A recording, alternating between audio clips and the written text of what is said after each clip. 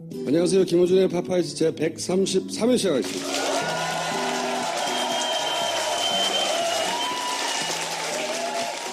오늘 자잘한 뉴스들이 많은데 그중에서 갑자기 이 뉴스가 터졌죠. 독침 피살, TV조선 단독. 이 뉴스를 보낼 당시에는 부검도 안 들어간 상태예요. 네. 근데 이제 TV조선이 제일 먼저 보도를 했는데 독침이라고. 독침은 그 옆에 있는 사람이 쏜 거예요? 좀 이따 얘기해보자고요. 그러고 나서 이제 북한의 정찰 총국이라고 잡히지도 않았는데 막 자기들 마음대로. 그리고 이제 난 여기서 빵 터졌어요. 치밀하게 준비해서 택시를 타고 와. 응? 택시 안 잡히면 어떡해? 그러니까 택시 늦게 오면 어떡하냐고 치밀하게 준비해가지고 이게 말이 돼요 이게? 그리고 이제 CCTV가 나왔어요. 이분이라고. 이분인지. 근데 당시 이 보도를 할 즈음에 말레이시아 경찰에서는 공식적으로 낸 보도 자료가 뭐냐면 내용은 그냥 에어포트 2에서 죽었다. 이런 정보를 가진 사람이 병원 가다가 사람들이 이제 뭐 독침이다 막 이런 얘기를 하니까 이건 우리나라 언론에서 먼저 독침이라고 하고 그 뉴스가 거꾸로 외신을 타고 나가고 질문을 그렇게 한 거예요. 그러니까 바늘을 본 적은 없다. 천조각이나 바늘을 본 적 없다.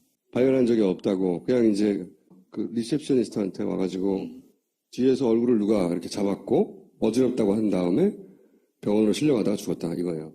이게 이제 경찰 말레이시아 CID 경찰 책임자가 한 얘기예요. 이게 공식적인 거예요. 이 정보 소스는 국정원이에요. 독극물 확실 국정원에서. 국정원장이 밝힌 김정남 암살 전몽. 정보위에 가가지고 국정원장이 사고 난 다음날 아침에 독침 뭐 이런 얘기 한 거예요. 그 전에 TV조선한테 그런 정보를 준 거지. 그리고 일본에서는 갑자기 뭐 여자가 죽었을 것이다. 여자 2명이나 나왔다가 이런 얘기도 나왔어요. 이 발로 보안조사처.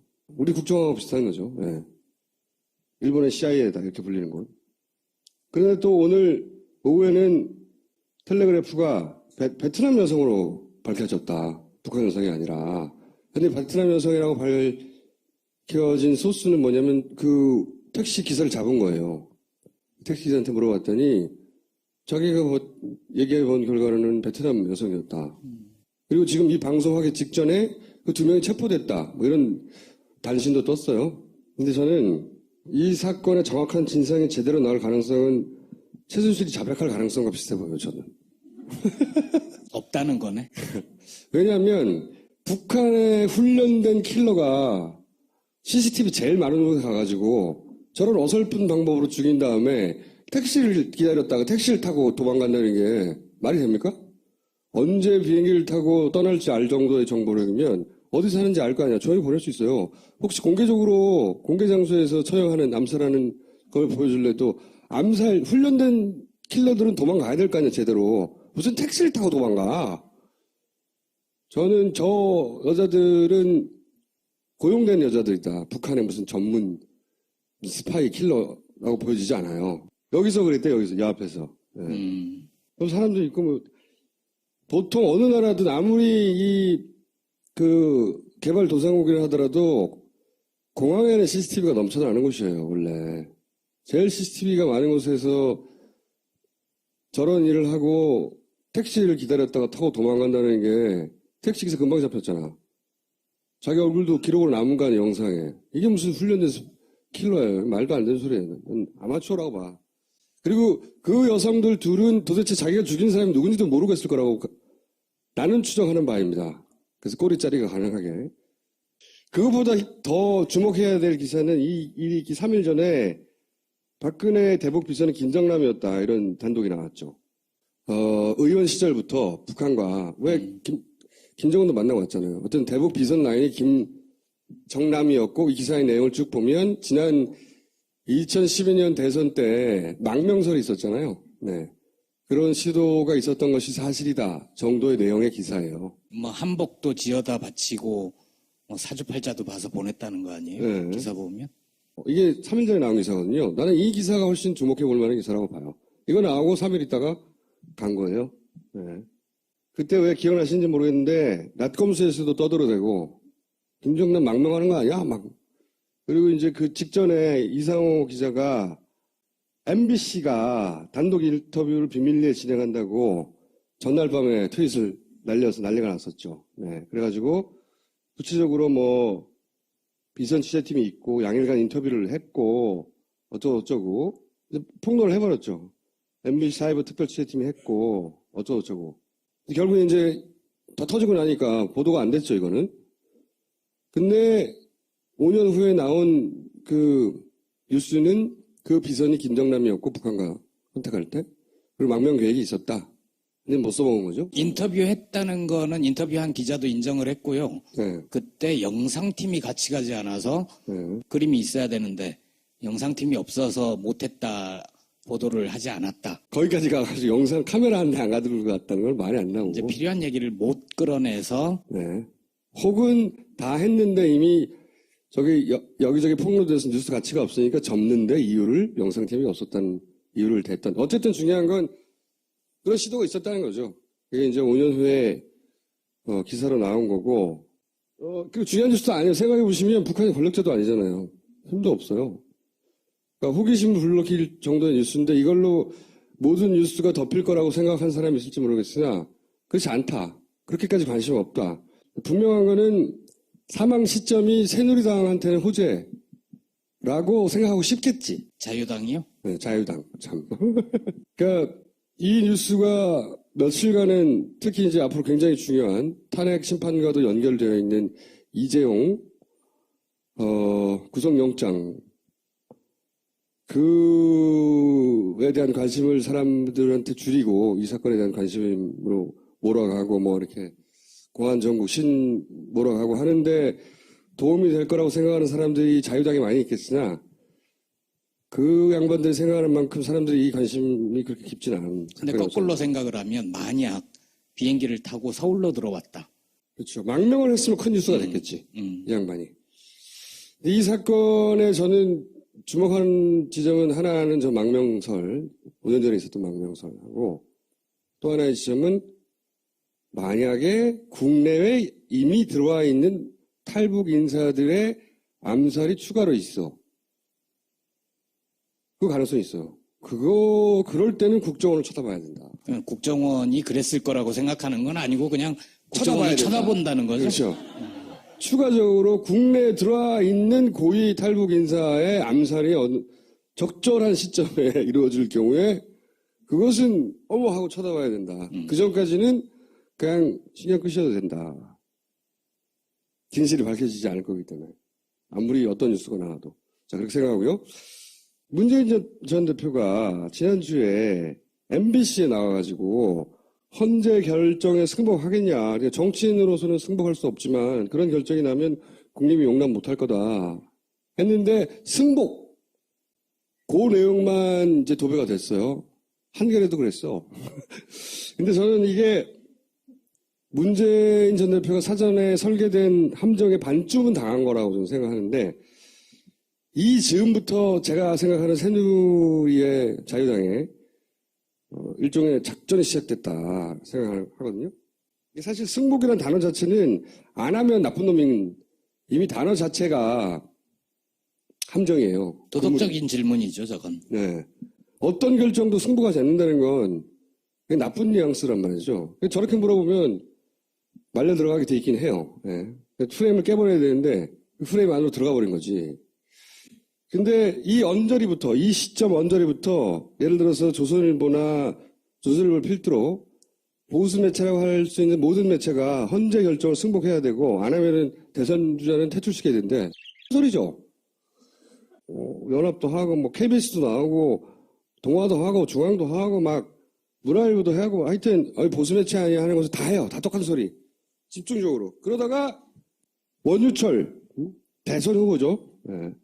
원내대표였고 헌재 결정 승복에 뭐 합동 서약서를 써야 했는데 자 그리고 나서 이제 원내대표가 직접 나와가지고 여야 지도부가 승복하자고 선언을 하자. 그래서 여기 말려가지고 원내대표들이 구두로 뭐 그렇게 하자. 사실 이거는 합의도 아니에요. 뭐 거기서 안 돼 그러나? 근데 이거 가지고 또 언론 플레이를 막 해서 원내 합의 막 나갔다고요. 굉장히 이상해요. 느낌이 안 좋다? 매우 안 좋아요. 계속 대선 후보를 끌어들여요. 너무 이상한 제안이잖아. 원래 1월 달까지는 바른당이 새누리당한테 이걸 요구했던 거예요. 원래 계속. 야, 니네 승복해야 돼. 인용되더라도. 응? 이런 요구를 했었거든요. 그때는 새누리당이 한마디도 답을 안 했어. 뭐라고? 절대. 왜냐면 인용되는 줄 다들 알았으니까. 일주일 전부터 정반대로 새누리당이 엄청나게 공격적으로 보수 매체도 총동원된 상태에서 서약서까지 쓰자고 막. 그리고 막 이 MBC, KBS 보도에 계속 보도해요. 원내대표 합의하자고 막 그러고. 결론은 두 가지밖에 없잖아. 탄핵이 인용돼. 탄핵이 되는 거죠. 그러면 새누리당을 되는 거죠. 새누리당은 그리고 박근혜는 체포되는 거예요. 이제. 이럴 때 새누리가 자기들 당 소속의 차기 대선 후보들이 길거리로 나가서 나는 이 결정을 인정할 수 없어. 라는 걸 걱정해서 저걸 쓰자고 할까요? 자기 당 후보들이 길거리로 나갈까봐 걱정이 되니까 다른 당 대선 후보들 보고 이거 쓰자고 그래? 다른 당 대선 후보들 안 나가 그때. 대선에 바빠. 말이 안 되잖아요. 그럴 경우를 대비해서 쓰자는 게. 반대로 기각이 되면 새누리는 신났지. 근데 이제 국민들의 80% 여론하고 동떨어졌으니까 이때 막 대선 후보들 전부 다 새누리를 제한 모든 대선 후보 거리로 나가기 십상이죠. 그럴까봐 미리 쓰자고 한다. 그건 말이 돼. 그럴 때만 말이 되는 거예요, 이게. 그러니까 여기서 문제는 새누리당은 왜 이 짓을 하냐고. 그걸 왜 그런 걸 걱정하죠, 미리? 이상하지 않아요, 이 제안이? 이 프레임에 반은 걸려든 거예요, 반은. 누가 첫 타자가 될지 문재인을 첫 타자로 삼았겠죠, 당연히. 그 즈음에 다 동시다발적으로 터져난 거거든요. 다 걸렸거든. 더 이상한 뉴스는 이거예요. 정우택 이 말하고 나서 뭐라고 그랬냐면 4+4 연석회의를 제안해요. 승복을 선언하고 승복하지 않는 대선 후보를 반헌법 인사로 규정에 부여하지 말자 이런 얘기 하다가 우리 승복 합의했다고 막 KBS 난리 나고 합의 아니야 이거 그냥 자기들끼리 말로 한 거지. 대선 주자 어쩌고 다 똑같은 얘기 계속해요. 근데 4+ 대연석 회의를 제안해요. 이 말을 하면서 뭐라고 그러냐면 4월에 대통령이 퇴진하고 6월에 대선을 제안했을 때부터 정치적 해법이 필요하다고 한다고. 정치적 해법. 정치는 정치가 하고 법으로 그렇죠. 가지 말자 그 얘기. 이게 이제 질서 있는 퇴진, 과거에 나왔던 탄핵하지 말자. 질서 있게 우리가 정치권에서 해결하자. 그랬던 게 질서 있는 퇴진이에요. 근데 이제 이게 나오자 탄핵 가결만은 피하자. 탄핵이 가결될 게 너무 걱정되니까 정치적으로 탄핵이 돼버릴까봐 대통령이 정치적으로 풀자. 이런 말을 한 거라고 해석해. 이게 말도 안 되는 해석이라고 봐요. 그때도 안 통해서 탄핵 심판에 갔는데 지금 이게 통해요? 자유당이 원하는 베스트 시나리오가 뭐냐. 실제로 그게 된다 안 된다를 떠나서 기각이 돼. 그 베스트 아니에요 자기들 일단. 기각이 돼. 근데 걱정이 되는 건 80% 광장에 나와서 난리가 날 거 아니에요 정말. 그러니까 일단 정당과 후보들의 서약서를 받아놔야 돼. 1차로. 근데 막 촛불이 계속 되고 막 난리가 나면 일단 정당과 후보들은 분리시켜 놓고 대통령이 어떤 시점에 아무 죄가 없지만 탄핵이 기각되었지만 자기가 사임하는 거예요. 새누리당이 원하는 베스트 시나리오야. 근데 이게 새누리당한테는 좋지만 자유당한테는 좋지만 박근혜한테는 길이에요. 왜? 자기가 사임하면 체포돼. 그렇잖아. 불소추 특권이 사라지는 거 아니에요. 박근혜는 내려올 리가 없어요. 새누리당은 좋지만 그럼 끝까지 갈 거 아니야. 12월까지. 그러면 또다시 되는 거예요. 자유당은. 계속 먹을 테니까. 가장 베스트는 내려오는데 감옥에 안 가는 거야. 방법이 뭐야? 정치적 해법인 거예요. 여기서 나오는 게. 대통령을 사임, 대혼란이 일어났어. 그러니까 연석회의를 해가지고 자, 대통령은 스스로 아무 죄가 없지만 사임하고 대신 우리가 정치권에서 사면을 해주자.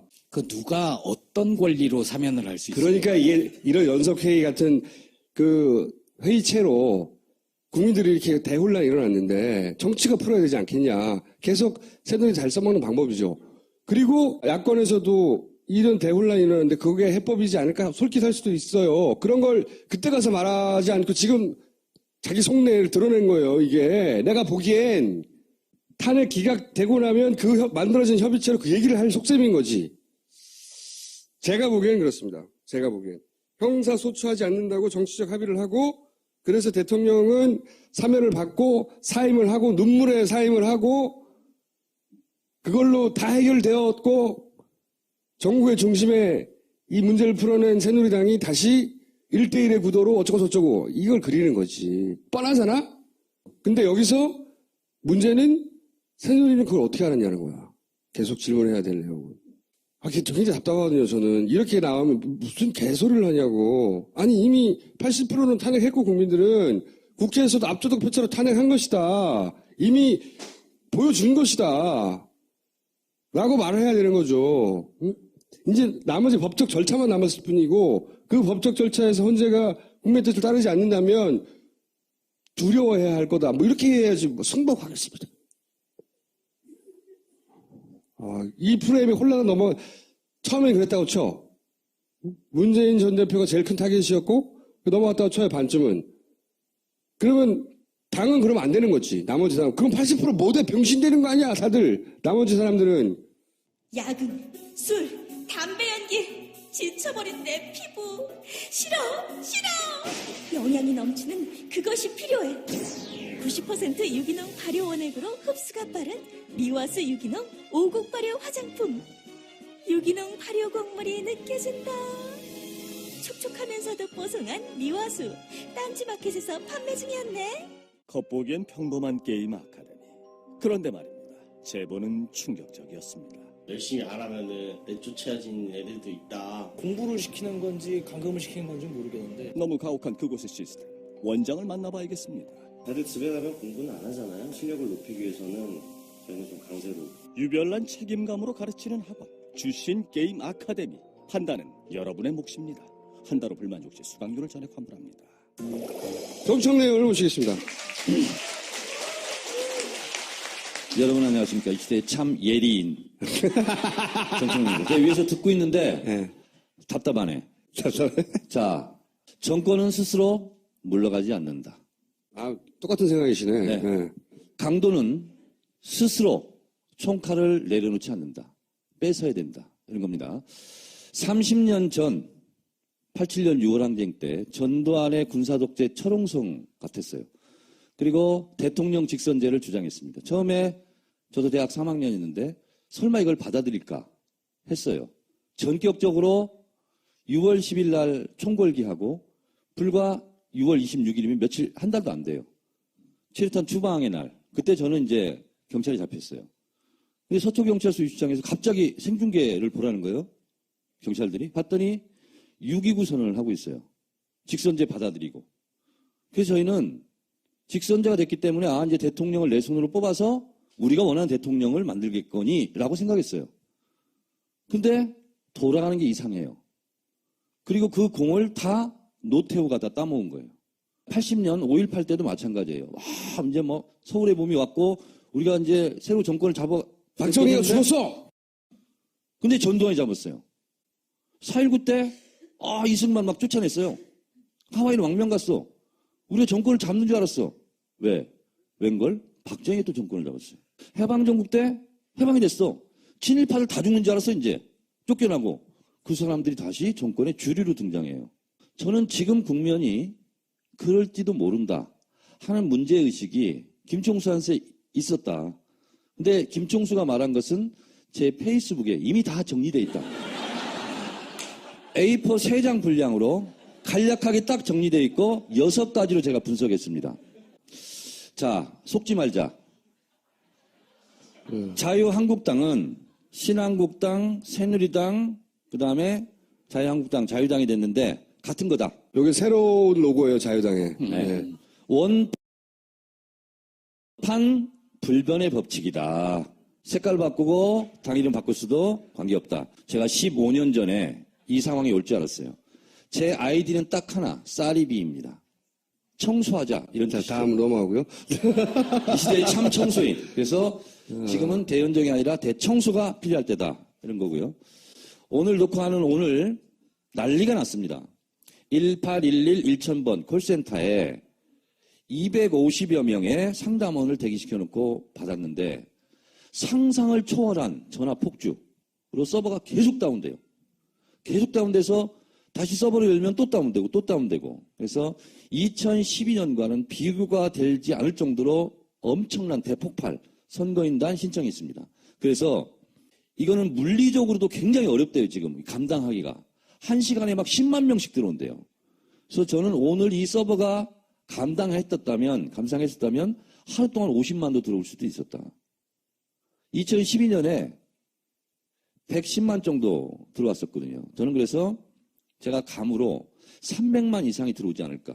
이 파파이스 방송이 업로드될 때도 이게 안 될 수 있습니다. 그래서 www.minju2017.kr 그래서 인터넷 접수를 하시는 것이 훨씬 더 안정적이다.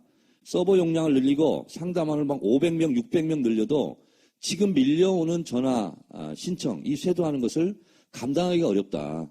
이건 물리적으로 그래요. 근데 이거는 지금 박사모에서도 저기 몰려가야 된다고 지금 하고 있거든요. 아니 제가 일베도 가봤고 박사모도 가봤어요. 실제로 굉장히 관심이 많습니다. 예. 그러니까 지금은 저기서도 여기서도 마구 몰려오는 상황일 수도 있어요. 예. 그리고 역선택이 어떻게 할 거냐 그런데 하여튼 지난번에도 제가 말씀드렸다시피 역선택이 있을 수 있고 그건 원천적으로 차단이 불가능합니다. 그리고 경선들은 이미 결정됐어요. 그러면 옛것을 들춰내서 뭘 할 수가 없어요. 대거 더불어민주당을 지지하는 분들이 대거 참여하는 방법.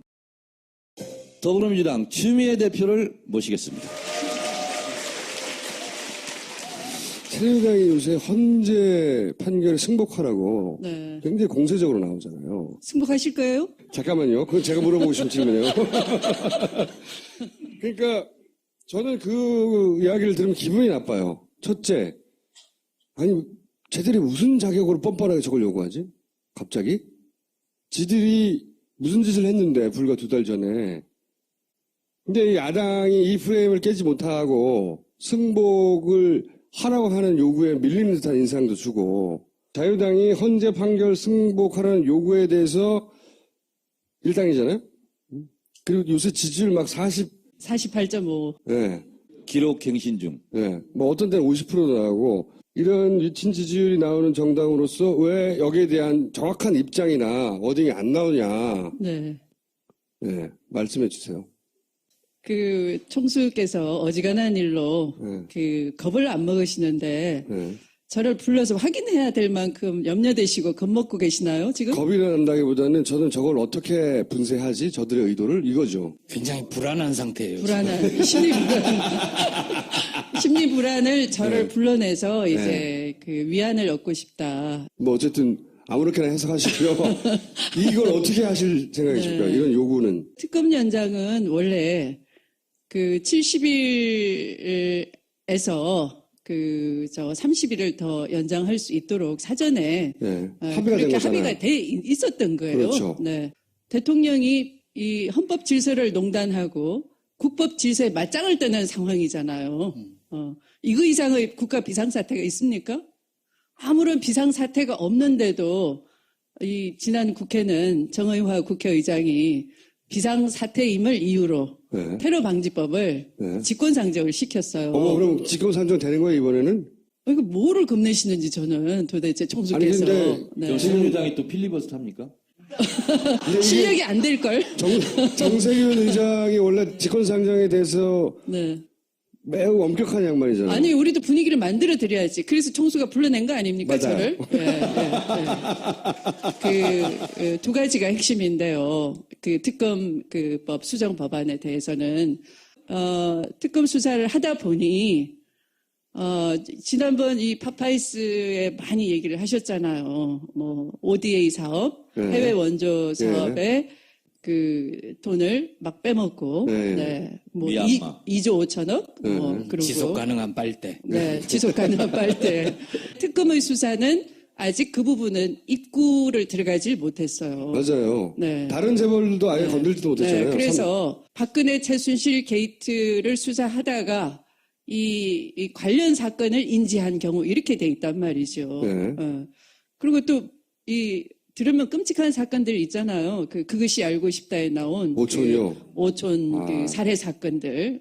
그것도 관련이라는 그 문자 두 글자만 없애버리면 이 수사를 해야 되는 사건인 것이죠. 인지사건이니까. 네, 네. 네. 그런 거 보면은 특검이 아니고서는 수사할 방법이 없겠다. 특검 연장 법안, 네. 특검 상정 이거 논의하러 우상호 대표가 갔다.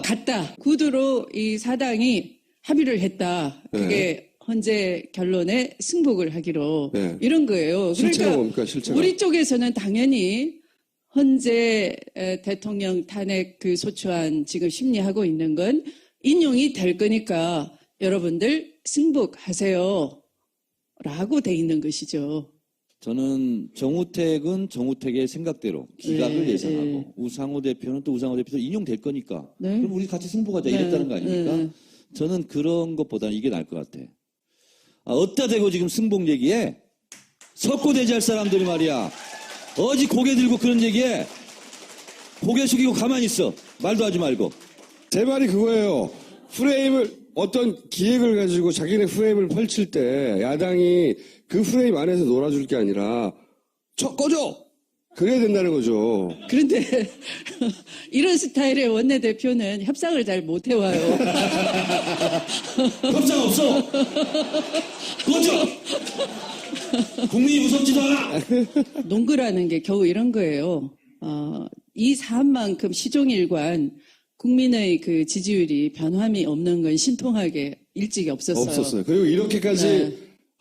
단일 이슈에 대해서 8대1의 비율로 의견이 갈리는 정치 이슈가 없어요. 그러니까 무슨 얘기냐면 그 10%가 점점 확대가 되려면 하나씩 아웃되면 된다. 이 계산이에요. 그렇죠. 그쪽은 그렇죠. 네. 지연시키는 거죠. 그래서. 그 농구밖에 없는 거예요. 지연시키는 거. 3월 13일이 지나기를 고사 지내고. 네. 또 그 다음에 또 한 명이 아파서 나 더 이상 머리 아파 못하겠다 이런 기죽기를 또 기다리고. 근데 네. 그것만으로는 너무 지나치게 적극적이에요. 그러니까 네. 그거는 그렇게 되길 바라는 거잖아요. 새누리당이 언제 기도하는 집단이던가요? 기획해서 만들어내는 집단이지? 뭔가 야로가 있는 것 같아. 네. 그리고 뭔가 찜찜해. 찜찜해. 저렇게 적극적으로 나올 때는 헌재에서 탄핵 심판 속도를 내고 있고 증인을 채택을 취소하고 그다음에 소환에 응하지 않으면 아예 안 부르고 23일까지 변론서 내라고 하면 헌재에서는 자신감 있게 하는 것 같아요. 뭔가 믿음직스러운 게 있어. 네. 근데 새누리당에서 저렇게 하는 것은 뭔가 믿는 구석이 있는 거 아니야? 이게 찜찜한 거예요, 지금. 두 개가 지금 같이 있는 거거든요. 이게 탄핵이 반드시 기각될 거니까 네. 막아주세요. 이런 말을 드리는 건 아니고 네. 그들의 자신감의 근거가 뭔지 들여다볼 필요가 있다. 미국의 민주주의라는 것이요, 입법, 사법, 행정의 그 삼권 분립 견제와 균형에 있는 거지만 우리가 이제 잘못 이해하고 있어요. 균형에만 우리는 초점을 맞추는 거예요. 근데 견제라는 건 피 터지는 싸움인 거예요. 이른바 루즈벨트 시대의 많은 개혁 입법을 그 시대의 보수적인 대법원, 연방대법원 판사들이 그 위헌이라고 하고 또 그 루즈벨트 대통령은 또 거기에 더 뛰어넘어서 또 다른 개혁 입법을 던지고 또 그 구성원까지도 바꾸고 개혁 법관으로 이렇게 해서 그 치열한 투쟁의 산물이 오늘날 미국의 민주주의이듯이 어젠가 오늘인가 행정법원에서 박근혜와 최순실 사이에 대통령이 대포폰으로 거의 하루에 한 3번 정도씩.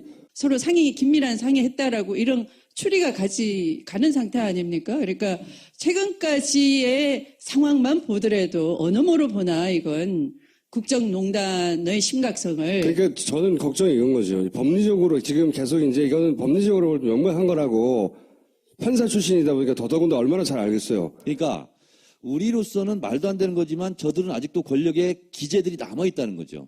그럼 예를 들어서 이 JTBC, 태블릿 PC 보도 관련해서 방통시민의 심의위원회에서 이상한 또 징계를 한다든가. 예를 들면 네. 이런 게 나오면 봐라. 처음부터 잘못됐다. 라고 할 수 있는 이들은 아직까지 권력의 도구를 가지고 있다. 왜냐면 이건 죽느냐 무죄냐예요. 중간은 없어요. 이거는 재심도 안 해. 이 재판은 따로 하면 사형 선고되는 거고요. 아니면 무죄가 되는 거예요. 그럼 무죄가 됐을 때 얘네들이 얼마나 활개치겠어요. 막 목소리를 높이면서 길거리 나와서 싸워봐야 승복 안 하잖아. 승복 안 할 방법이 또 있어요? 법적으로? 법적 절차는 그게 끝인데 남는 거는 국민들이 가만히 있지 않을 것이다. 이거밖에 없잖아. 아니 근데 민주당이 승복한다고 했다고 해서 국민들이 막 헌재로 몰려가고 어디로 가고 하는데 가만히 우리는 승복했으니까 가만히 있을게요 그러겠어요? 아니, 제 말은 뭐냐면, 저는 그런 위기의식을 가져야 되는 거 아니냐는 거죠. 여의도가. 경계를 늦추지 말자. 네. 이렇게 좀 우리가 합의하자고. 합의. 서약서 가져와! 더불어민주당의 사전에는 그 무가치한 그런 재판에 대해서는 승복이라는 단어를 쓰지 않습니다. 그건 충분히 알겠고요. 어쨌든 당 차원에서 한번 들여다보겠다. 이 정도만 하셔도. 네, 들여다보겠습니다. 네. 자, 그러면 이제. 다 됐어. 모집 얘기 좀 하고 가세요. 한 건이 좀 남았어, 이제. 이 손가락 하나로 나라를 살리자 1811에 1000번. 2차 모집은 이제 탄핵이 인용이 되면 네. 그날로부터 일주일간 2차 그렇죠. 모집을 하게 됩니다. 그건 알겠어요. 이건 저는 민주당 경선에 흥행 걱정할 필요가 없다고 봐요. 네. 근데 이건 어떻게 할 겁니까? 역선택. 예를 들어서 네. 박사모에서 박사모에 와가지고 막. 네. 그러니까 이거를 단순히 더 많은 민주당 지지자들이 참여하는 것 이외의 방법은 없습니까? 만약에 역선택을 염려한다 그러면요, 박근혜 대통령 말이 맞는 거예요. 촛불 집회가 이 친박 집회, 맞불 집회 2분의 1밖에 안 된다라고 대통령이 믿고 있는 거를 그대로 증명하는 거예요. 그걸 증명하시겠습니까? 압도적으로 참여해서 그 논리를 깨겠습니까? 선택하십시오. 좀 들여다 봐달라, 두 가지. 꼭. 새누리당이 무슨 거로 저러는 거지? 쟤네가 자신하는 게 뭐지? 우리도 정보력을 한번 돌려볼까? 네.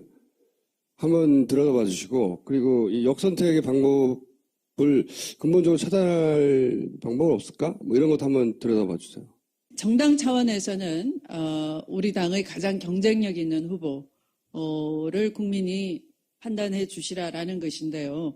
그래서 이제 개방형으로 열어놓는 건데, 그래서 정당 차원에서는 그 말씀이 맞지만 법적으로는 뭐 기권의 자유도 있고 또 누구를 반대할 자유도 있고 하거든요. 그러니까 법적으로 그걸 막을 법을 만들기는 어렵고, 다만 그걸 말씀하신 것처럼 한날 동시에 하는 완전 국민 경선, 예전에 그 문재인 대표가 그 김무성 대표와 합의 아래 네. 하려고 했던 그런 그 정치적 합의 아래에 법이 만들어지지 않는 이상은 어렵다고 봅니다.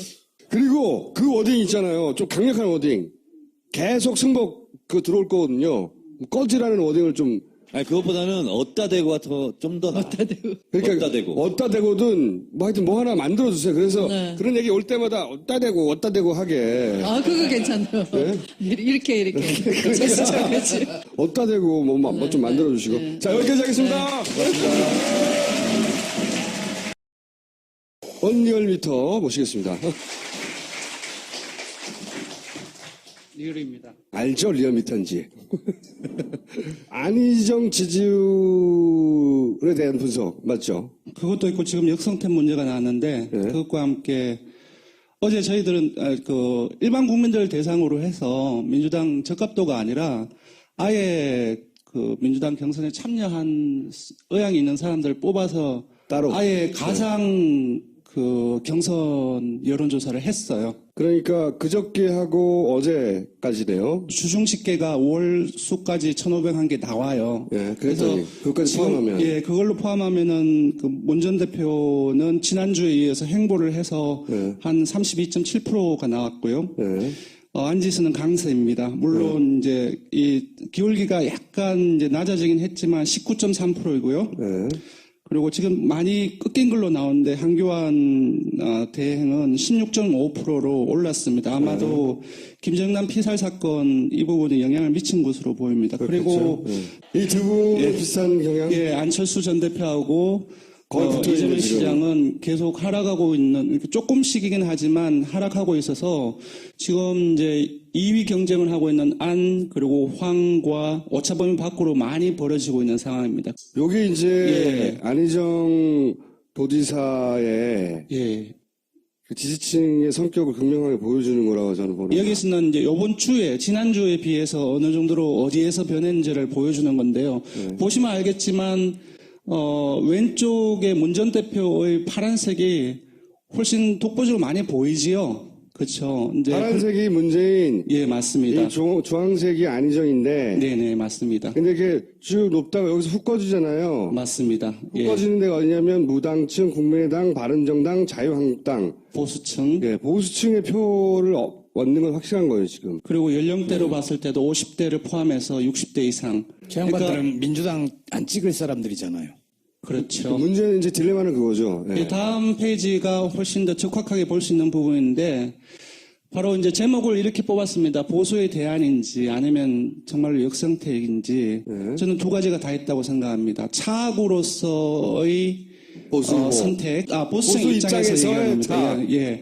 보수 입장에서 차악으로서의 선택이라고 했을 때는 본선 프레임에 들어갔어도 만약에 안희정이 된다고 한다면 가정을 해서 안쪽으로 일부가 지지를 할 가능성이 높다는 것이고 이 본질이 역선택이라고 한다면은 본선 프레임에 갔을 때는 다른 그 보수 진영의 그 후보나 안철수 전 대표 쪽으로 흘러갈 가능성이 많다는 겁니다. 그래서 앞쪽에서 보셨던 부분들은 다자입니다. 뭐냐 하면은 황교안 대행이라든지 안철수 전 대표도 포함되어 있는데도 안지사를 지지를 한다고 응답을 했다는 것은 기본적으로 차악의 성격을 가지고 있는 것이고요. 이 조사는 뭐냐 하면은 일반 유권자들한테 민주당 후보들만 모아놓고 적합도를 물어봤습니다. 여기에는 이재명 성남시장, 그리고 문 전 대표, 그리고 안지사, 그리고 김종인 전 대표, 그리고 최성 고양시장까지 그분도 대선 포함되어 주자예요? 예, 이전에 이제 언론에서 대선 출마의 가능성을 얘기하는 것들이 있었기 때문에 그냥 몇 프로 나와요? 아주 낮습니다. 3% 정도가 되지 않을까 싶은데. 그래서 보십시다. 그러니까 민주당 후보들만 넣고 고르라고 했는데 맞습니다. 고르라고 예. 한 대상이 민주당 지지자에서 고른 게 아니라 예, 예. 전체다. 그냥 전체에서 맞습니다. 바로 이제 앞에 것보다 이 프레임에서 보는 것이 훨씬 더 명확히 드러나는 부분인데요. 월등하게 60대 이상이 앞서고 있고요. 50대에서도 소폭이긴 하지만 안지사가 앞서 있습니다. 오른쪽을 넘어가면 지지정당별로는 보다 극명하게 나타나는데 바른정당은 무려 70%가 안지사를 지지한다고 얘기를 자, 했고요. 이게 문제인 거예요. 보세요. 네. 저는 이제 안지장의 딜레마가 이거라고 보는데 네, 민주당을 지지한다는 사람에서는 네, 네, 7대 2예요. 그죠? 맞습니다. 이러면은 저 경선에서 격차가 못 좀 이기는 안 거예요. 줄었나요? 안 줄어요. 안 줄어요? 그러니까 안 줍니다. 언론에서 네. 헷갈리게 막 거의 붙었다는 예. 식으로 나오는 거는 그 일본 유권자에서 나오는 거예요. 근데 예. 안지사는 후보가 돼야지 대통령이 될 거 아니에요. 그러니까 그 애초에 코어 지지층이 좀 약하고 네, 후발주자였기 때문에 네, 네. 보수 포지션으로 바깥에서 지지자를 끌어모아서 그 컨벤션 효과로 내부 지지자들도 모으자, 이게 전략이었던 것 같아요. 그래서 결국은 전체 지지율을 확 올라가고 주목도 높아져서 다들 2번으로 지지자를 보고 있잖아요. 그렇잖아요. 예, 지난주에 한국갤럽 발표에 대해서 많이 논란이 있었습니다. 그래서 29%를 찍었고, 이제 그것을 이제 언론에서 써기를 뭐라고 했냐면은 안지사가 문 전 대표를 지지하던 일부 지지층을 뺏어갔다라고 하는 표현을 썼습니다.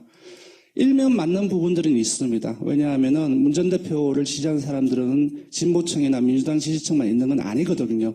중도층도 있고, 그리고 보수층도 있고, 일부 여권 또는 국민의당 지지층도 있습니다. 그래서 그러한 측면에서 봤을 때는 일부가 좀 뺏겼다라고 얘기할 수는 있겠지만 가장 핵심적인 세력들, 민주당 지지층 그리고 진보층은 아까 말씀드렸다시피 60%대 초반으로 다자에서 얘기하는 겁니다. 계속적으로 유지가 되고 있습니다. 상당히 놀라운 부분들이고요. 이거는 지난 설날 조사에서 저희들이 MBN과 기획 조사를 했었는데 그게 어떤 질문을 물었냐면은 지금 지지한다라고 문 전 대표를 지지한다고 얘기를 했는데 네가 정말로 끝까지 대선 때까지 지지하겠냐 물어봤더니 60%대 중반, 그러니까 3명 중에 2명이 끝까지 지지하겠다라고 얘기를 했습니다.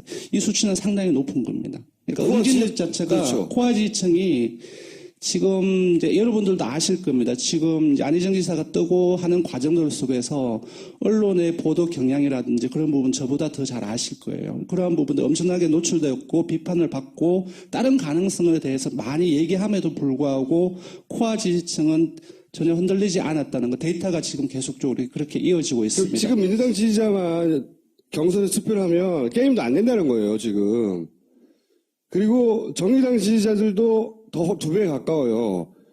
국민의당, 바른정당, 새누리당, 무당층, 이거 도움 안 되는 경선에서는 지지층이거든요. 예, 이게 예. 엄청난 착시 효과를 줘요. 예, 흐름을 좀 봐야 될 것 같은데 초반기에 안희정 지사가 조금 떴을 때는 정의당 지지층들도 상당한 규모가 안 지사로 흘러갔던 것들이 데이터가 증명을 해주고 있는데 다시 정의당 지지층에서 떨어져 문 전 나오고 대표로 있죠. 회귀를 하고 있습니다.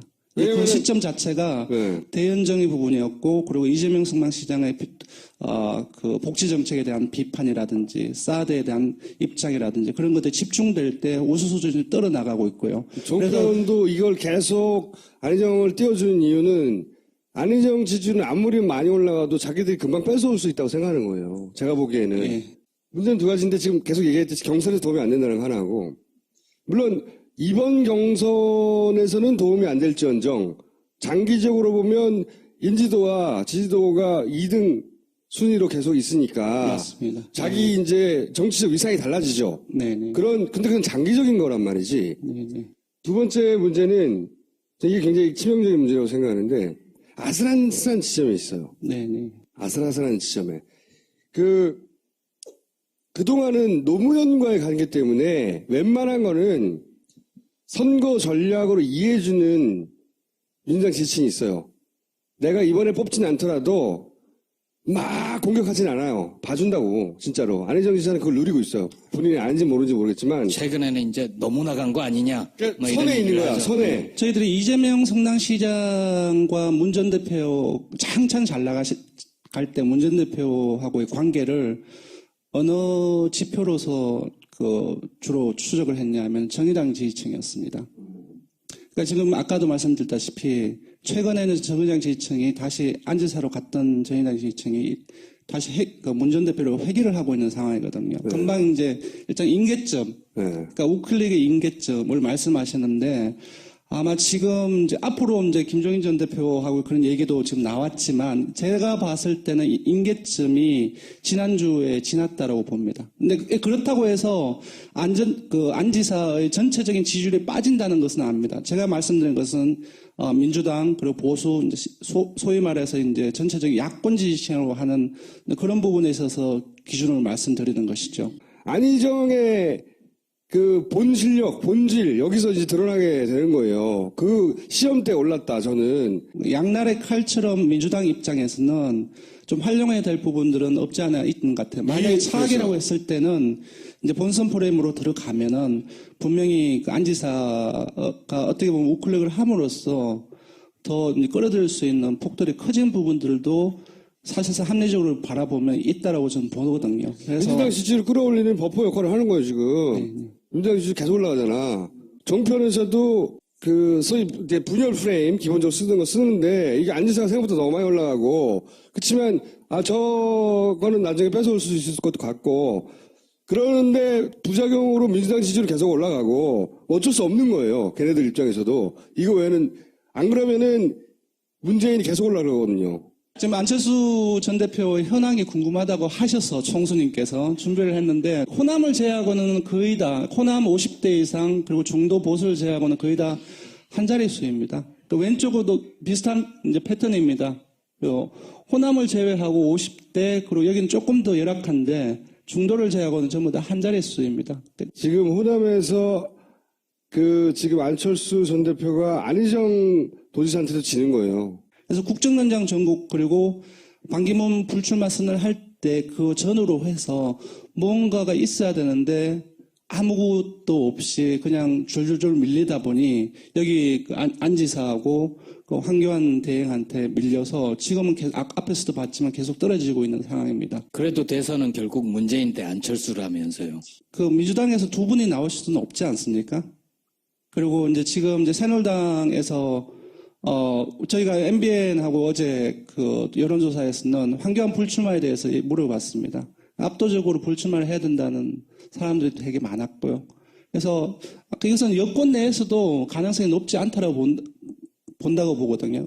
그렇다고 했을 때 예를 들어서 문 또는 안지사, 그리고 새누리당에서는 또는 이제 바른정당에서는 힘이 없는 보수주자, 그리고 안전대표로 한다면은 본선으로 넘어갔을 때는 충분히 그 가능성이 있겠지만 그 마진 자체가 양자구도도 그 마진이 좀 좁았을 때 양자구도인데 지금 추세로 봤을 때는 2위는 하겠지만은 그 마진 자체가 안전대표의 생각과 기대와는 달리 좀 커져 있지 않을까 그런 예상을 합니다. 결국은 문재인을 막아야 된다고 하는 것 때문에 바른정당과 자유당 후보가 만약에 단일을 한다고 칩시다. 그리고 그 후보가 바른정당 후보가 돼요. 그럼 바른정당의 후보이기 때문에 국민의당과 단일을 하는데 그냥 단일을 못해요. 국민의당 입장에서는. 그래서 결선 투표를 말하는 거예요. 결선 투표를 해서 만약에 2위를 하면 그 바른정당의 지지자들, 보수 지지자들이 안철수를 지지자들로 만들어서 1대1 국면을 만들어 결국은 양자 대결이다라고 머릿속에 그리고 있는 거예요. 네. 국민의당 입장에서의 그림은. 그 그림이죠. 가능성이 없는 건 아닙니다. 기본적인 전제가 취약한 게 뭐냐면은 기본적으로 제가 여기 누차 강조를 드렸는데요. 국정농단 전국을 지나면서 유권자 지형이 거의 완전히 바뀌었어요. 예.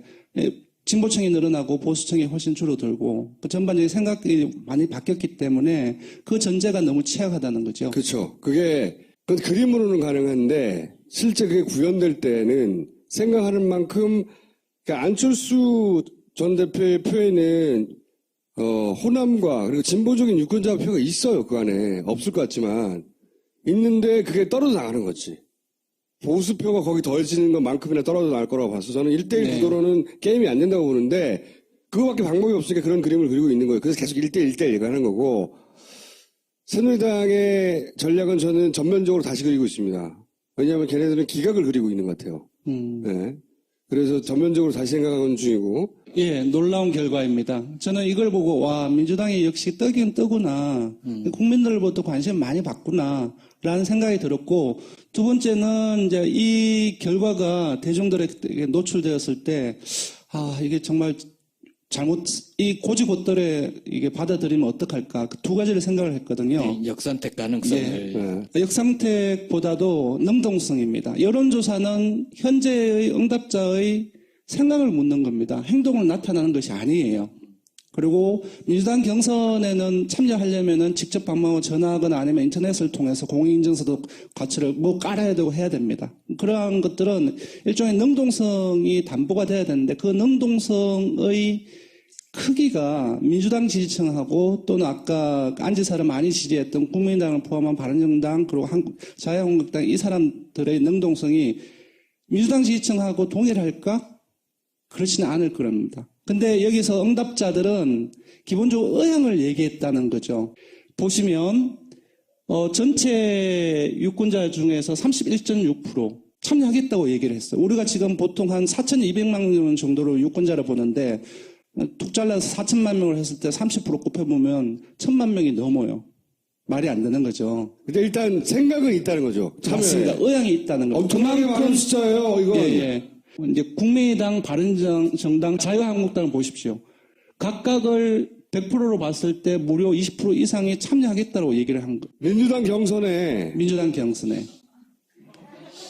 대단한 거죠. 그리고 오른쪽으로 넘어가면 의향자 316명을 전체 100%로 봤을 때 지지정당별, 각각의 정당 지지층별로 구성비를 내봤더니 더불어민주당이 57%고 정의당이 10%고 나머지 무당층까지 해서 이쪽을 다 합치면 무려 38, 24, 9, 33%나 나와요. 민주당 경선에. 민주당이 아닌 사람들이 30% 이상 참여할 거라는 물론 이게 다 하진 않을 거지만 네. 어쨌든 물어보면 이렇게 답한다는 거지. 네, 대단한 거죠. 이 이전의 경선하고는 다른 거예요. 네. 이전의 경선에서 100만 명이 넘어가서 어쩌고저쩌고 다 무의미해졌다. 이거하고는 좀 다른 거예요. 네. 그때는 다른 당의 경선에 들어가서 그 후보를 어떻게 해야지 이런 생각을 하지 않았어요. 지금은 너무나 복잡한 구도이기 때문에 내가 적극적으로 다른 당을 방해해야지 하는 생각이 있는 거예요. 그러니까 정당 정치의 기본적인 어떤 개념이랄까 그런 부분들이 왜곡되는 부분들은 분명히 있는데 흥행은 크게 성공하겠지. 예, 흥행의 부분에서는 이제 조금 성공을 많이 하지 않을까. 바른정당의 27%가 내가 투표해볼까? 이렇게 생각한다는 거는 웃긴 일이거든요. 근데 민주당 경선에 1,000만 명이 참여하지 않을 거니까. 10%밖에 참여 안 한다고 해도 네. 400만 명이 되는 거예요. 어마어마하게 큰 거예요. 200만 명이 제가 목표인 걸로 알고 있는데 아마 넘지 않을까 제 예상은. 그러니까. 예. 근데 그 200만 명이 넘어가서 그게 다 민주당 지지자일 거라고 생각하면 착각이라는 거죠. 그 정도 되면 예. 이게 퍼센티지는 좀 줄어들더라도 네. 일단 기본적으로 역선택해야지 하고 들어온 사람들이 떼거리로 몰려 들어온다. 그러니까 진짜로 지금 이 제도에서는 내가 민주당 지지자야 되고 민주당 중심으로 정권 교체해야 돼 생각하는 사람들은 진짜로 빨리 해가지고 등록해야 돼 이거. 다음 페이지에 보면 실질적으로 가상 경선 투표 결과가 나오는데 1차 투표에서 누구한테 지지하는 물어봤더니 51%가 나왔습니다. 그 안지사는 35%, 그리고 이재명 이렇게 나오면 사장시장은 1차에서 끝나는 거지. 예, 1차에서 끝난 겁니다. 이렇게 나오면. 처범위를 감안하면은 결선 투표가 이뤄질 가능성이 크다라고 MBN은 이렇게 방송을 했습니다. 저는 결선 투표가 이루어질 가능성이 크지 않다고 생각하는데. 예, 이 35%가 의향을 기준으로 해서 나온 숫자입니다. 51%도 마찬가지지만, 근데 행동성으로 나타나는 것을 안 지사를 지지하는 사람들의 성격을 봤을 때 행동성은 분명히 문 전 대표를 더 많이 지지하는 민주당보다는 많이 떨어질 것이기 때문에 이 35%는 조금 낮을 것이고요. 따라서 전부 다 이제 100%니까 51%는 더 높아질 가능성이 크죠. 어쨌든 제 예상은 이번 주말 조사가 끝나고 나면 아까 이제 주중 집계에서 그 안 지사가 19.3%가 나왔기 때문에 20%대를 넘을 가능성도 있습니다. 기본적으로 안 지사의 지지층의 성격과 그리고 그 문 전 대표의 지지층 성격은 완전히 다릅니다. 그리고 경선에 참여할 각각의 지지층의 능동성을 종합적으로 봤을 때 과연 지금 경선 기간이니까 어떻게 될 것인가를 좀 논리적으로 좀 봐서 일단 20%, 사실 20%는 제가 봤을 때는 한 달, 2달 전이면 20%는 높았는데 지금은 전혀 그렇지가 않거든요. 그래서 좀 이걸 그런 알아야 부분을 돼요. 봐야 됩니다. 안희정 도지사 물론 훌륭한 사람이에요. 굉장히 좋아하고. 대단히 훌륭한 정치인이 될 거라고 생각하고, 이미 그런 정치인이고. 근데 자기가 다 맞는 게 아니에요, 이게. 그 받아들이기 어렵다? 진짜로? 이재명 시장한테 그 전에 이재명 시장이 버퍼 받았을 때, 막 올라갈 때, 그거 정편에 도움 받았어요. 인정하기 힘들다? 거꾸로 이재명 시장을 지지하는 사람들이 적극성 높은 편이에요. 이게 좀 더 커지고 이게 좀 줄어들 거라고 난 봐요. 네네네. 그리고 여기서 또 의미 있는 그 분석 중에 하나가 만약에 지금 추세대로 앞으로 어떻게 될지 모릅니다. 지금 추세대로 무단히 결선 투표를 하면 이재명 지지층이 문재인으로 대부분 가요. 맞습니다. 예. 이번 국면들을 거치면서 이재명 시장 미워하는 분들도 있어요. 막 욕하고 게시판에 미워하지 마. 아쉬울 때 온다? 네? 정치라는 게 그런 거예요. 그리고 이재명 정도 하는 정치는 흔치 않아요. 그렇게 당장 내가 지지하는 후보한테 불리하다고 빠르르 미워하고 그러지 말라고요. 이재명 시장 지지층과 그 문재인 대표 지지층이 약간 비슷한 측면이 있는데, 그러니까 뭐랄까, 이념적이고 뭘 해야 되겠다, 어떤 부분이 바른지, 어떤 정책이 바른지 그 기준으로 판단하는 사람들이 상대적으로 다른 후보를 지지하는 사람들보다 많습니다. 저거는 지금 현재 여론이고 물론 또 토론회 있고 이러면은 변화의 가능성은 있을 거예요. 맞습니다. 예. 지금 이재명 시장의 탄력을 받아서 좀 올라갈 가능성은 없나요? 그 부분이 이재명 시장은 그렇게 한숨을 쉬지 마. 이재명 시장이 안타까운 지금 부분인데요. 유일하게 다른 후보하고 차이 나는 점은 이 헌재에 대해 판결에 대해 우려를 가지고 있다는 거예요. 그래서 자기는 승복할 수 없다고 말하는 유일한 차이점을 그게 지금은 돋보이지 않아요. 만에 하나 탄핵의 그 헌재 판결이 계속 지연된다든가 또는 이상한 결과가 나온다면 그때 큰 주목을 다시 받을 수 있어요. 그 이재명의 전투력이 다시 빚을 발할 상황이 올 수도 있고 대혼란이 벌어지긴 할 거예요, 그때. 제가 한숨을 쉬었는데 네. 제가 솔직히 말씀드리면 이제 데이터를 쭉 보면은 좀 그럴 가능성이 조금 낮지 않느냐. 왜냐하면 이번 주까지도 봐도 6주 연속 계속 하락세입니다. 이재명의 재기, 수치로는 어렵다. 근데 이거는 정치 상황의 돌변으로 언제든지 바뀔 수 있는데 그렇죠. 지금처럼 가면 이재명 시장은 반전의 기회를 맞기가 쉽지 않아요. 계속 말씀드리지만 그게 구도의 힘이거든요. 구도를 개인기로 이길 수가 없어요. 그거는 자기가 훌륭하냐 아니냐의 문제가 아니라니까 문재인이 너무 훌륭해서 이렇게 된 게 아니라고 자꾸 말하잖아요. 후보들도 다 알아요. 내가 캠프에 들어갈 수는 없지만. 자, 1분 여기까지 하겠습니다. 감사합니다. 공항에는 CCTV가 넘쳐나는 곳이에요, 원래. 제일 CCTV가 많은 곳에서 저런 일을 하고 택시를 기다렸다가 타고 도망간다는 게 택시기사 금방 잡혔잖아. 자기 얼굴도 기록으로 남은 거 아니야, 영상에. 이게 무슨 훈련된 킬러예요. 말도 안 되는 소리예요. 아마추어라고 봐. 그리고 그 여성들 둘은 도대체 자기가 죽인 사람이 누군지도 모르고 했을 거라고 나는 추정하는 바입니다. 그래서 꼬리자리가 가능하게. 그것보다 더 주목해야 될 기사는 이 일이 3일 전에 박근혜 대북 비서는 김정남이었다. 이런 단독이 나왔죠.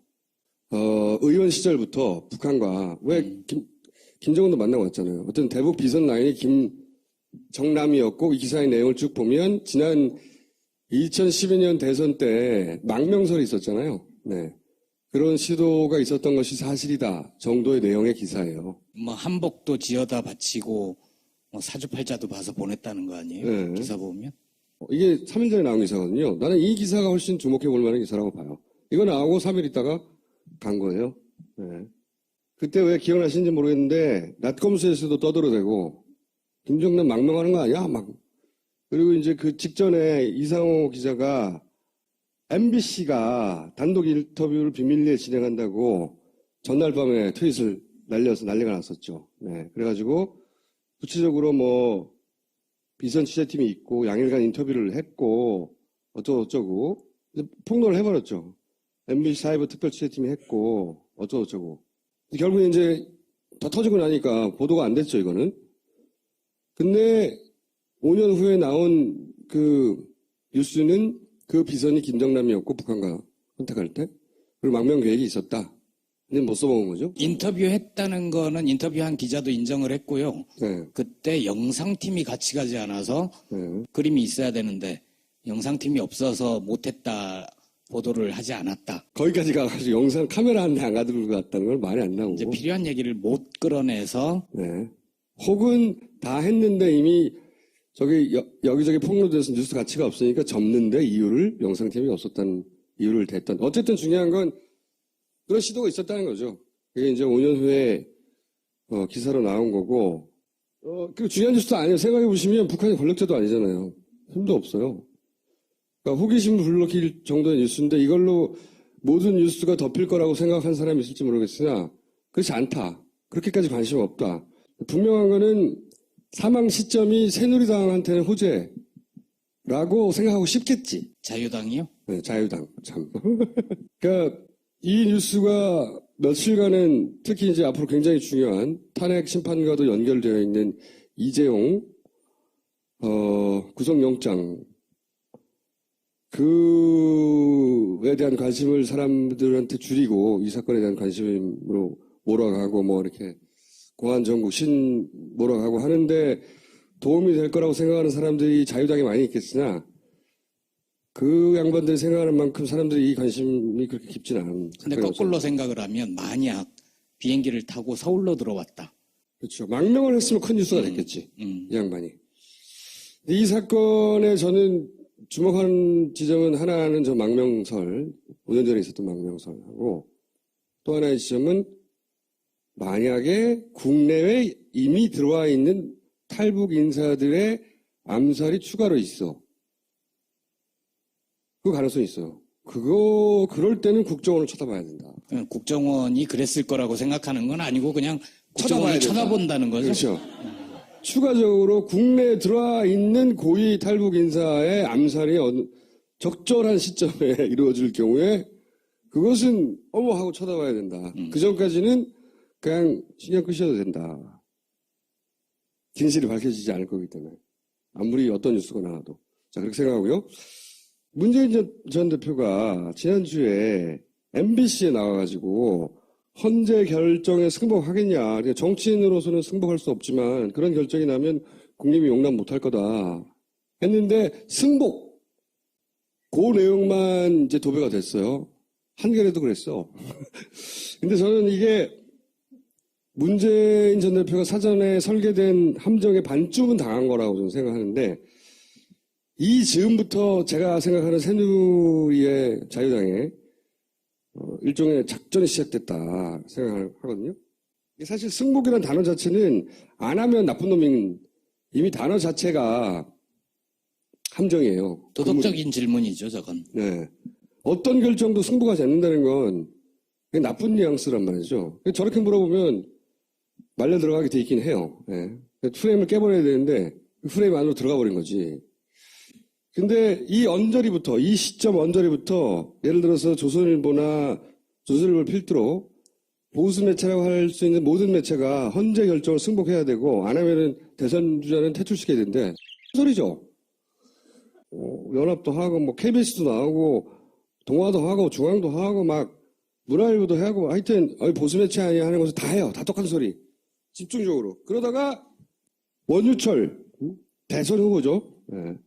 원내대표였고 헌재 결정 승복에 뭐 합동 서약서를 써야 했는데 자 그리고 나서 이제 원내대표가 직접 나와가지고 여야 지도부가 승복하자고 선언을 하자. 그래서 여기 말려가지고 원내대표들이 구두로 뭐 그렇게 하자. 사실 이거는 합의도 아니에요. 뭐 거기서 안 돼 그러나? 근데 이거 가지고 또 언론 플레이를 막 해서 원내 합의 막 나갔다고요. 굉장히 이상해요. 느낌이 안 좋다? 매우 안 좋아요. 계속 대선 후보를 끌어들여요. 너무 이상한 제안이잖아. 원래 1월 달까지는 바른당이 새누리당한테 이걸 요구했던 거예요. 원래 계속. 야, 니네 승복해야 돼. 인용되더라도. 응? 이런 요구를 했었거든요. 그때는 새누리당이 한마디도 답을 안 했어. 뭐라고 절대. 왜냐하면 인용되는 줄 다들 알았으니까. 일주일 전부터 정반대로 새누리당이 엄청나게 공격적으로 보수 매체도 총동원된 상태에서 서약서까지 쓰자고 막. 그리고 막 이 MBC, KBS 보도에 계속 보도해요. 원내대표 합의하자고 막 그러고. 결론은 두 가지밖에 없잖아. 탄핵이 인용돼. 탄핵이 되는 거죠. 그러면 새누리당은 되는 거죠. 새누리당은 그리고 박근혜는 체포되는 거예요. 이제. 이럴 때 새누리가 자기들 당 소속의 차기 대선 후보들이 길거리로 나가서 나는 이 결정을 인정할 수 없어. 라는 걸 걱정해서 저걸 쓰자고 할까요?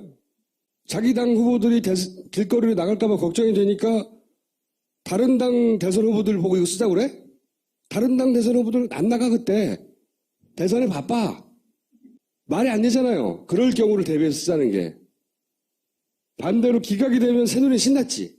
근데 이제 국민들의 80% 여론하고 동떨어졌으니까 이때 막 대선 후보들 전부 다 새누리를 제외한 모든 대선 후보가 거리로 나가기 십상이죠. 그럴까봐 미리 쓰자고 한다. 그건 말이 돼. 그럴 때만 말이 되는 거예요, 이게. 그러니까 여기서 문제는 새누리당은 왜 이 짓을 하냐고. 왜 그런 걸 걱정하죠, 미리? 이상하지 않아요, 이 제안이? 이 프레임에 반은 걸려든 거예요, 반은. 누가 첫 타자가 될지 문재인을 첫 타자로 삼았겠죠, 당연히. 그 즈음에 다 동시다발적으로 터져난 거거든요. 다 걸렸거든. 더 이상한 뉴스는 이거예요. 정우택 이 말하고 나서 뭐라고 그랬냐면 4+4 연석회의를 제안해요. 승복을 선언하고 승복하지 않는 대선 후보를 반헌법 인사로 규정에 부여하지 말자 이런 얘기 하다가 뭐 우리 승복 합의했다고 막 KBS 난리 나고 합의 아니야 이거 그냥 자기들끼리 말로 한 거지. 대선 주자 어쩌고 다 똑같은 얘기 계속해요. 근데 4+ 대연석 회의를 제안해요. 이 말을 하면서 뭐라고 그러냐면 4월에 대통령이 퇴진하고 6월에 대선을 제안했을 때부터 정치적 해법이 필요하다고 한다고. 정치적 해법. 정치는 정치가 하고 법으로 그렇죠. 가지 말자 그 얘기. 이게 이제 질서 있는 퇴진 과거에 나왔던 탄핵 가지 말자. 질서 있게 우리가 정치권에서 해결하자. 그랬던 게 질서 있는 퇴진이에요. 근데 이제 이게 나오자 탄핵 가결만은 피하자. 탄핵이 가결될 게 너무 걱정되니까 정치적으로 탄핵이 돼버릴까 봐 대통령이 정치적으로 풀자 이런 말을 한 거라고 해석해. 이게 말도 안 되는 해석이라고 봐요. 그때도 안 통해서 탄핵 심판에 갔는데 지금 이게 통해요? 자유당이 원하는 베스트 시나리오가 뭐냐? 그게 실제로 그게 된다 안 된다를 떠나서 기각이 돼. 그 베스트 아니에요, 자기들 일단 기각이 돼. 근데 걱정이 되는 건 80% 광장에 나와서 난리가 날 거 아니에요, 정말. 그러니까 일단 정당과 후보들의 서약서를 받아놔야 돼, 1차로. 근데 막 촛불이 계속 되고 막 난리가 나면 일단 정당과 후보들은 분리시켜 놓고 대통령이 어떤 시점에 아무 죄가 없지만 탄핵이 기각되었지만 자기가 사임하는 거예요. 새누리당이 원하는 베스트 시나리오야. 근데 이게 새누리당한테는 좋지만 자유당한테는 좋지만 박근혜한테는 길이에요. 왜? 자기가 사임하면 체포돼. 그렇잖아. 불소추 특권이 사라지는 거 아니에요. 박근혜는 내려올 리가 없어요. 새누리당은 좋지만 그럼 끝까지 갈 거 아니야. 12월까지. 그러면 또다시 되는 거예요. 자유당은. 계속 먹을 테니까. 가장 베스트는 내려오는데 감옥에 안 가는 거야. 방법이 뭐야? 정치적 해법인 거예요. 여기서 나오는 게.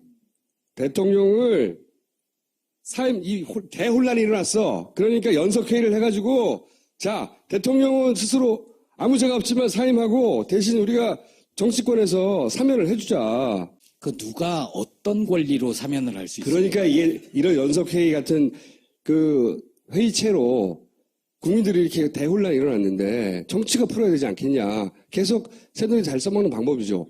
그리고 야권에서도 이런 대혼란이 일어났는데 그게 해법이지 않을까 솔깃할 수도 있어요. 그런 걸 그때 가서 말하지 않고 지금 자기 속내를 드러낸 거예요. 이게 내가 보기엔 탄핵 기각되고 나면 그 만들어진 협의체로 그 얘기를 할 속셈인 거지.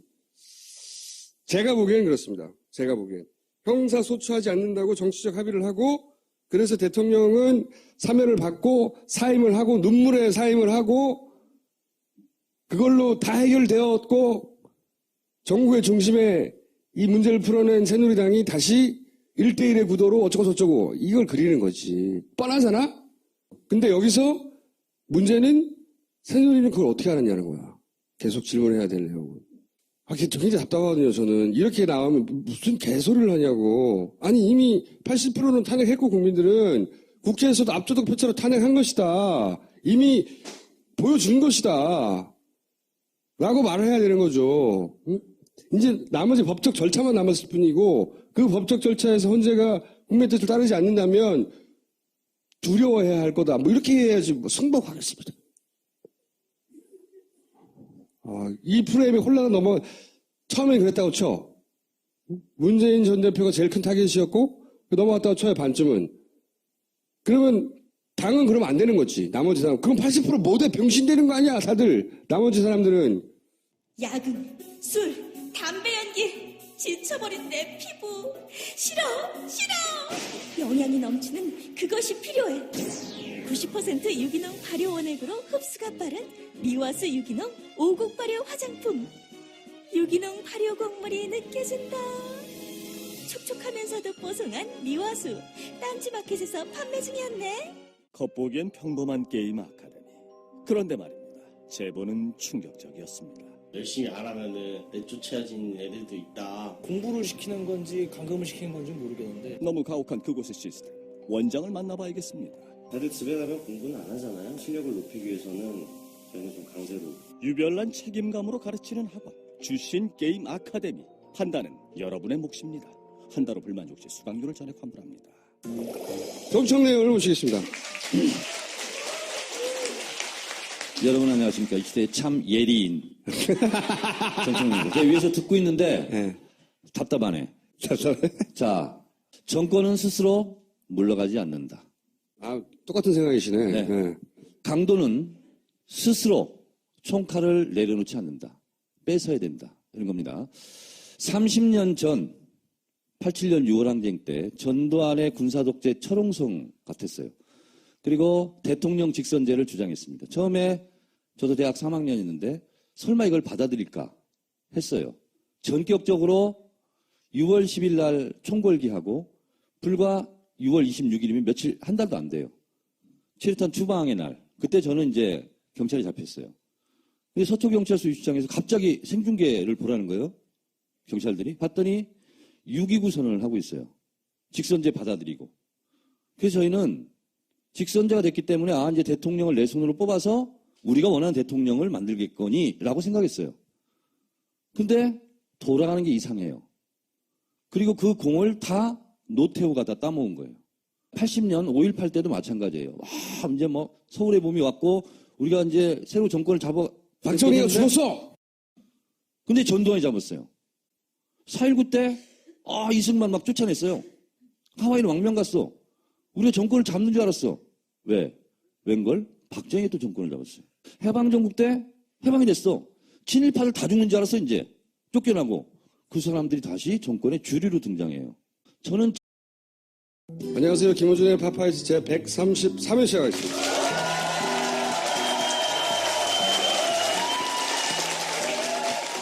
오늘 자잘한 뉴스들이 많은데 그중에서 갑자기 이 뉴스가 터졌죠. 독침 피살, TV조선 단독. 이 뉴스를 보낼 당시에는 부검도 안 들어간 상태예요. 네. 근데 이제 TV조선이 제일 먼저 보도를 했는데 독침이라고.